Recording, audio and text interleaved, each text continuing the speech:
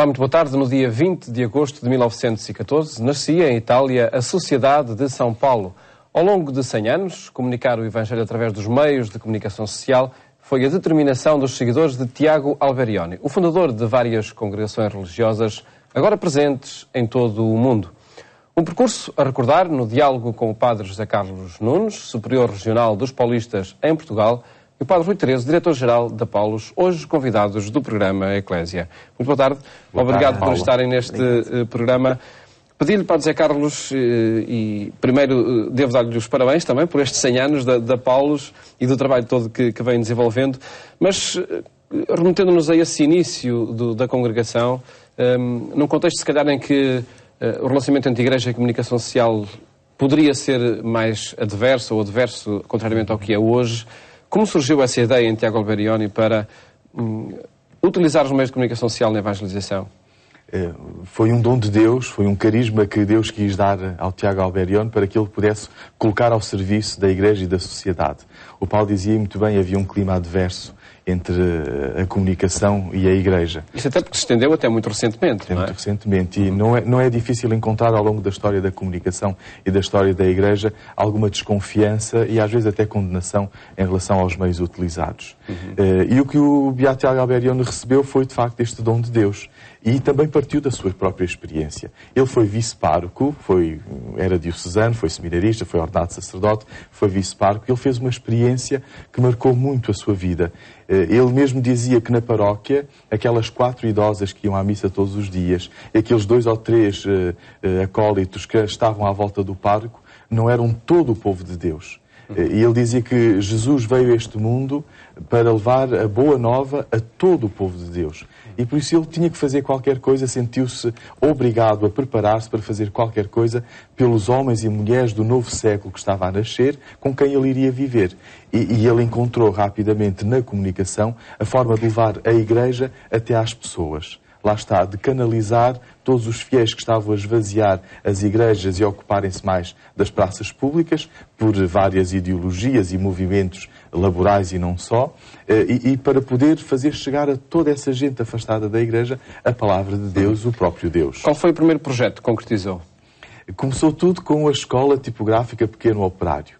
Tanto que o fundador, no início, ele foi compreendendo o projeto de Deus aos poucos e poucos. Não teve assim uma iluminação, como que tudo se tornou claro de um momento para o outro. Mas ele foi compreendendo o que Deus lhe ia pedindo aos poucos e poucos. Tanto que ele no início pensava em constituir um grupo de leigos, profissionais da comunicação, para poderem responder com a boa imprensa àquela que era considerada a má imprensa, que desviava as pessoas da Igreja e atacava até a Igreja de uma forma muito frontal.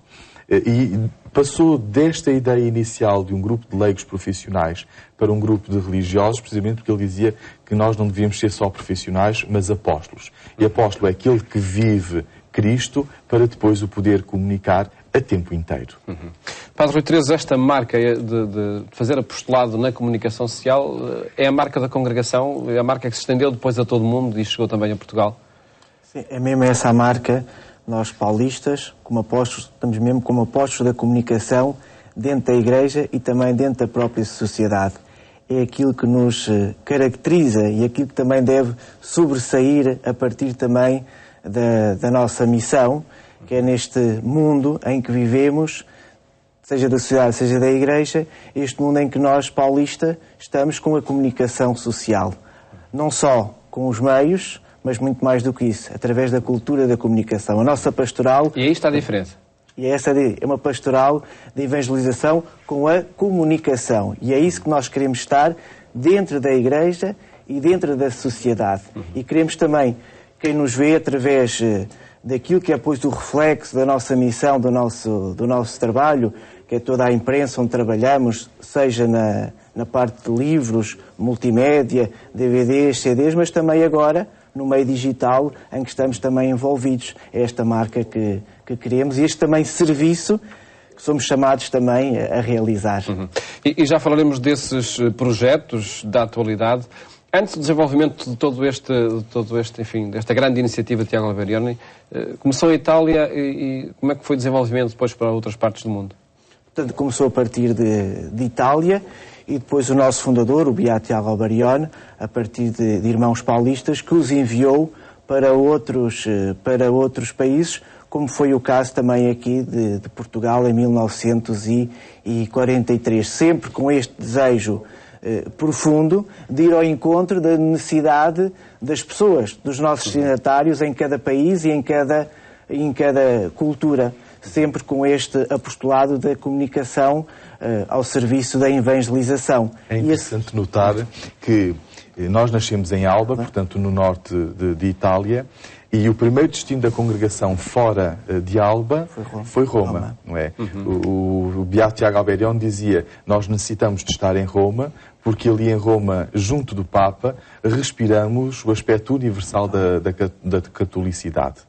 E, portanto, depois de Roma é que se começou, depois de 17 anos de presença em Roma, expandimos-nos para todos os outros continentes.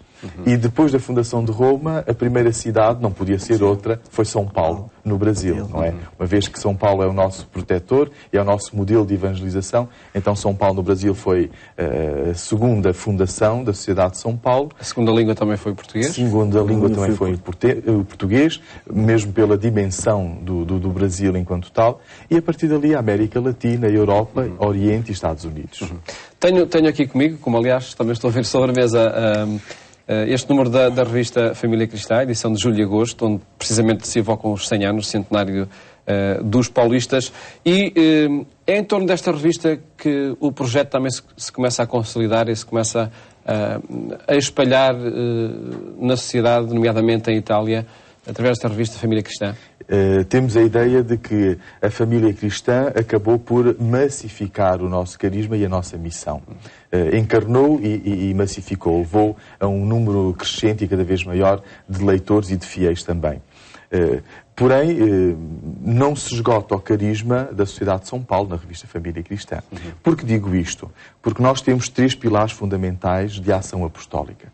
A Bíblia é fundamental para nós e, de facto, um dos primeiros livros que foram editados pela Sociedade de São Paulo foi o Novo Testamento e depois toda a Bíblia, traduzindo para a língua vulgata, não é? Do latim para as diversas línguas em que nós estávamos inseridos. E de aquela determinação de uma Bíblia em cada família, não é? Uma Bíblia em cada família. Mas o Tiago Alberione queria até mais. Dizia que deveriam ser feitas traduções, anotações e comentários à Bíblia de acordo com cada tipo de pessoa e com cada extrato social das pessoas e profissões inclusive. Ele gostava de ter uma Bíblia, uma tradução da Bíblia e comentários da Bíblia para as donas de casa, para os artistas, para os militares, para os banqueiros, para os economistas, para os políticos, porque ele compreendeu que a palavra de Deus é tão rica e deve inspirar e inspira mesmo a vida de cada um de nós, vindo ao nosso encontro. Como Deus se fez carne e habitou no meio de nós, também a Bíblia deve se tornar acessível e compreensível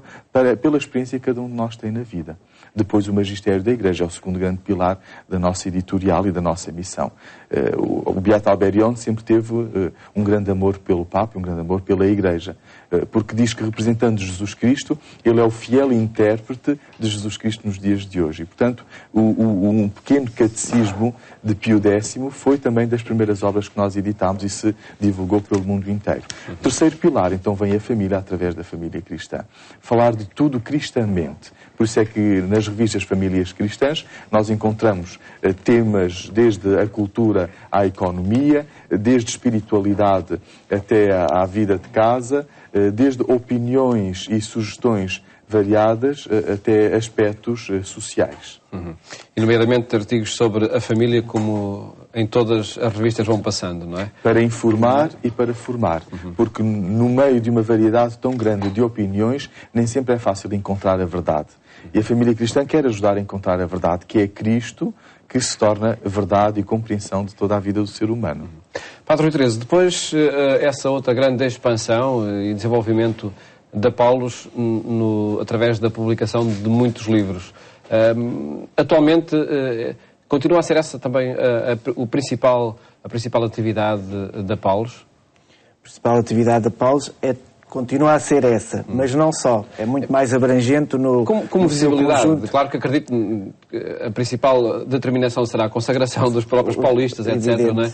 Mas como dinamização e como expansão do vosso carisma na sociedade... Ainda continua a ser essa a nossa principal atividade no mundo editorial, que são os livros, que são, como o Padre José Carlos falava, a boa imprensa que nós somos convidados também a levar, sempre com esta preocupação, que me parece aqui essencial, preocupação dos nossos destinatários, em relação às necessidades que hoje na sociedade que nós encontramos, que o povo de Deus encontra, sendo sempre uma resposta a essas necessidades. Portanto, sempre com esta preocupação voltada, isto é, voltada para as necessidades, para as dificuldades de hoje nos nossos dias, e que a Paulo, dentro do mundo, dentro da Igreja, dentro da sociedade, possa ser uma resposta e possa neste encarnar Cristo, este levar Cristo através das linguagens, porque o nosso fundador, Beato Albarione, dizia que devíamos saber, a nossa editorial, saber de falar tudo de forma cristã.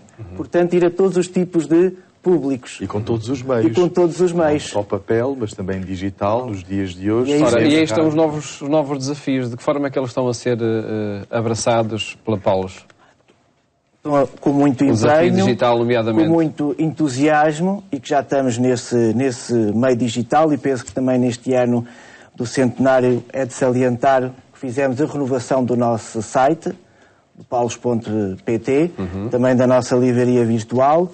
Também, outro aspecto importante do meio digital são os e-books, seja a nível nacional e internacional, que temos já cerca de 35 e-books e queremos continuar a apostar no meio digital.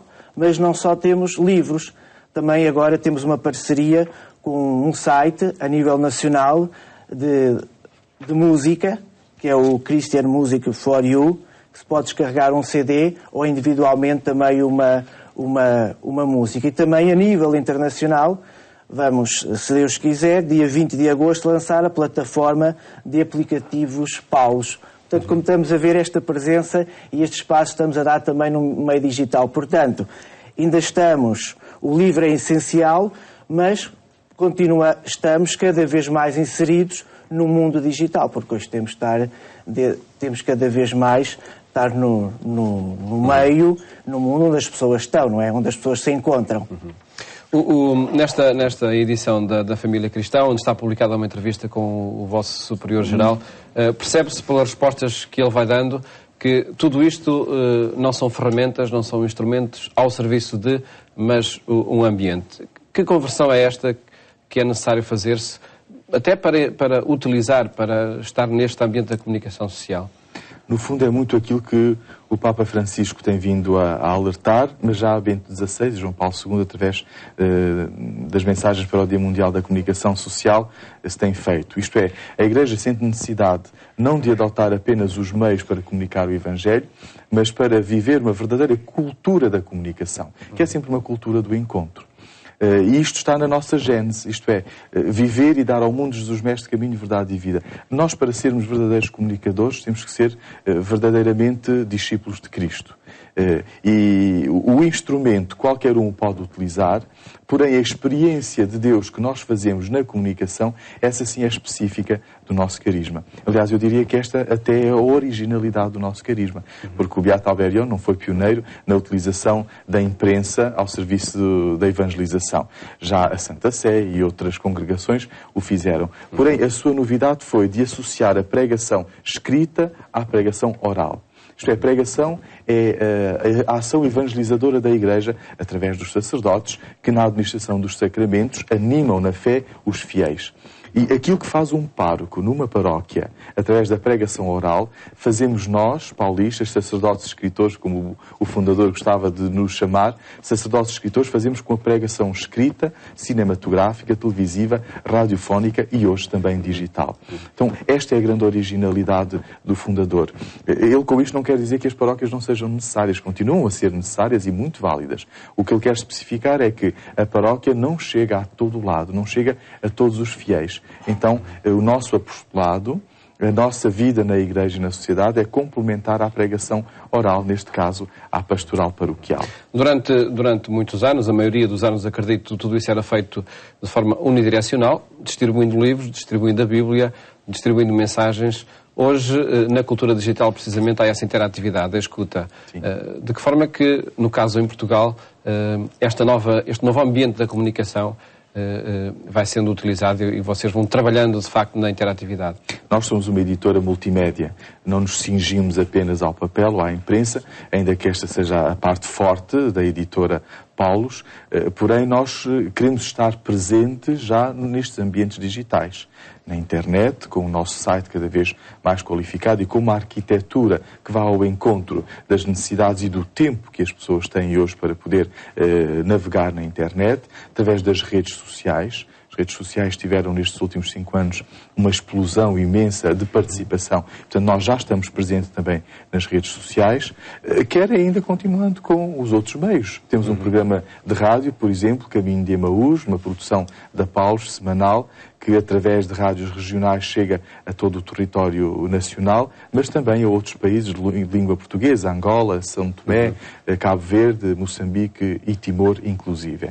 Portanto, nós estamos presentes na comunicação.